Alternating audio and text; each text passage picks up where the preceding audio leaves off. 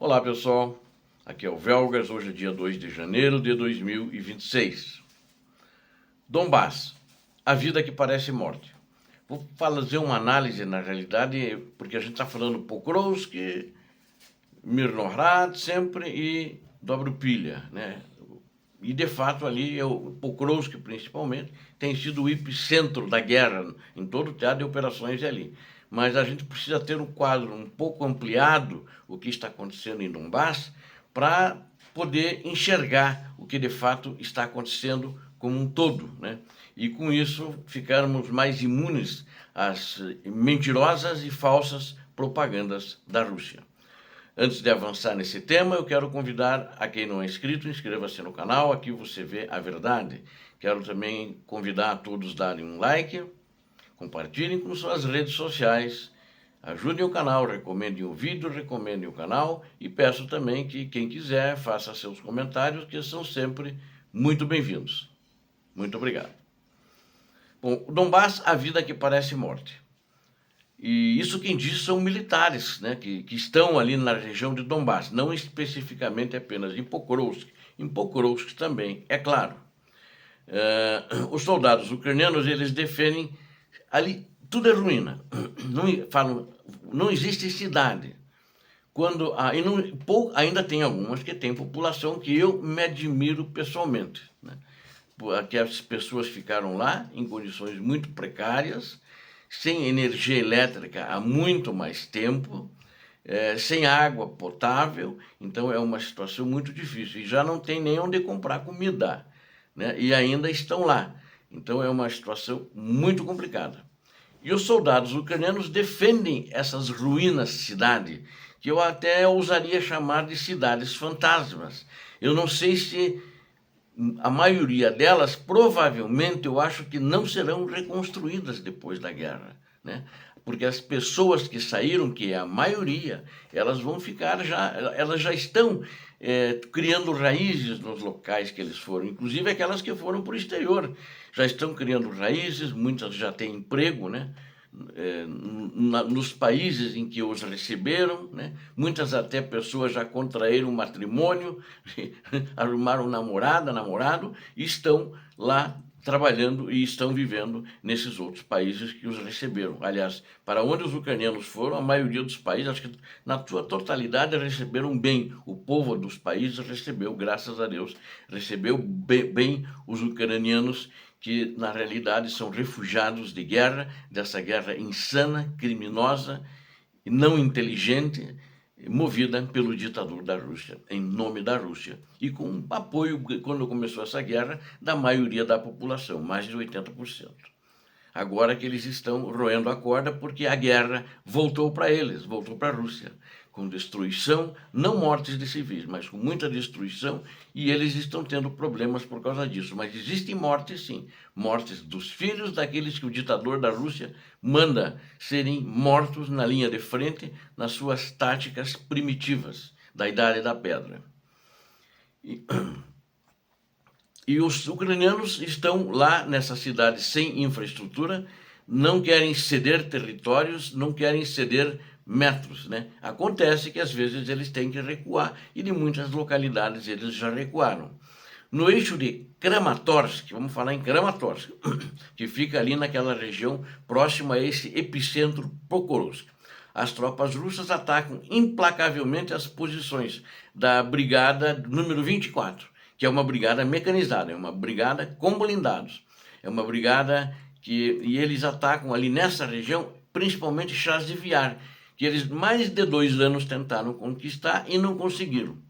Isso prova que os russos não podem destruir essas localidades pacíficas de maneira impune, enquanto também devastam metodologicamente. Por exemplo, uma daquelas cidades que ainda tem construções em pé é Konstantinivka, e eles continuam a bombardear com método, vamos dizer assim, e atingindo ainda o que está em pé, né? Para destruir mesmo. Então, esse é o objetivo deles é terra arrasada, para nada sobrar, que não se sabe se eles vão conquistar. Eu tenho minhas dúvidas, porque como essa guerra já vai para o 4º ano, daqui a um pouco menos de 2 meses, eles tiveram tanto problema, eles, segundo as últimas informações, eles avançaram apenas 400 quilômetros quadrados por ano, na média. Isso é uma média, ou seja, não avançaram nada a um custo só vou falar de baixas, são pessoas humanas, mais de 1.200.000, parece que ontem fechou em 1.208.000 baixas do exército russo. Então, o custo é alto, eles estão pagando um preço que nenhum exército de país civilizado, nenhum exército civilizado pagaria.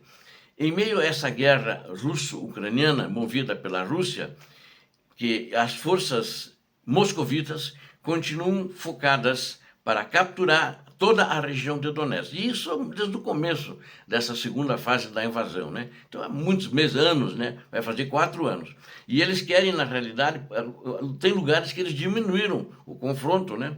Então, mas eles querem pegar Pokrovsk, os confrontos estão muito acirrados, Toretsk, que eles chegaram a entrar na cidade, vocês lembram, isso a gente discutiu, analisou aqui, e os ucranianos expulsaram eles da cidade, assim, né?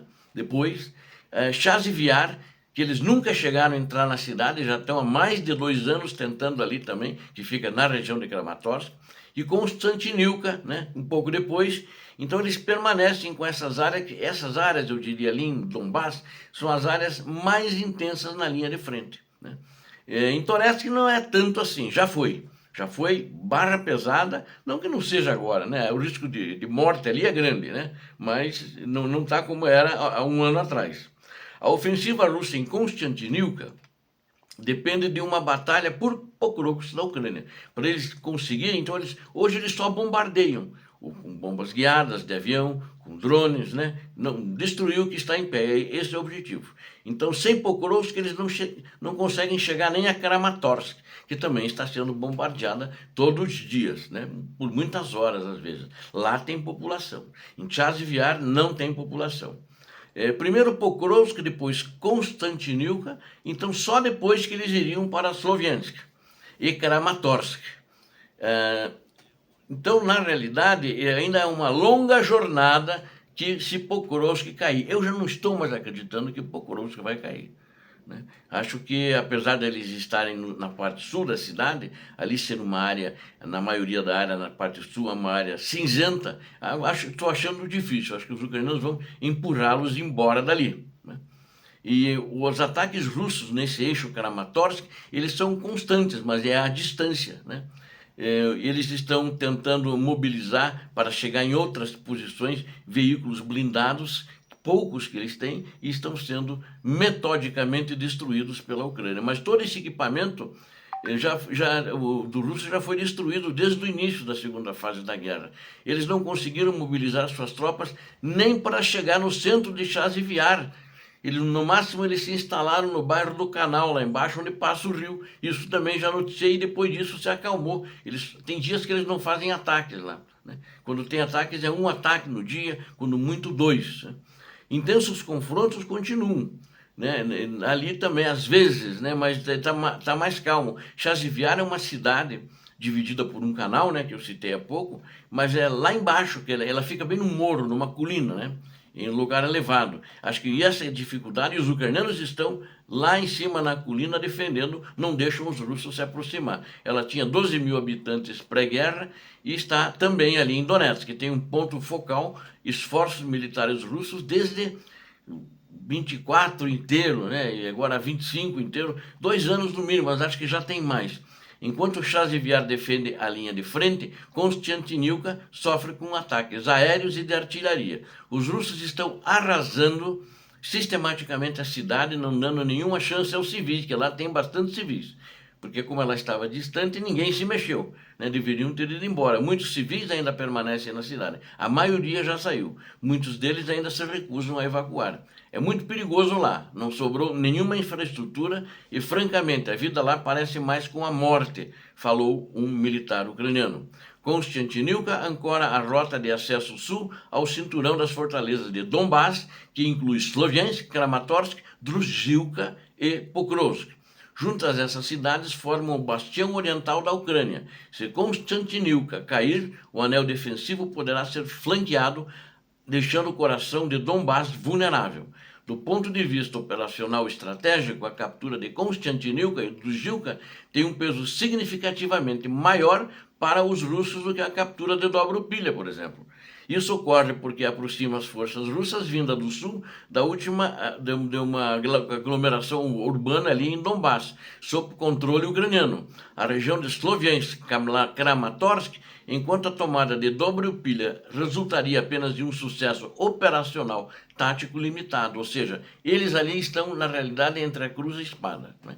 Eles não têm, e olha, eu vou dizer uma coisa, essa velocidade que eles estão avançando, que não estão avançando na realidade, mas se continuar assim, eles vão lá daqui a entre 5 a 10 anos que vão tomar a Donetsk inteira. Por causa disso, o ditador da Rússia, apavorado, desesperado, que começou essa guerra, que levou a Rússia à ruína, levou seu exército à ruína também, principalmente, e ele precisa de dinheiro para continuar a guerra, ele apostou todas as fichas na tábua da salvação dele, que ele acreditava ser Donald Trump.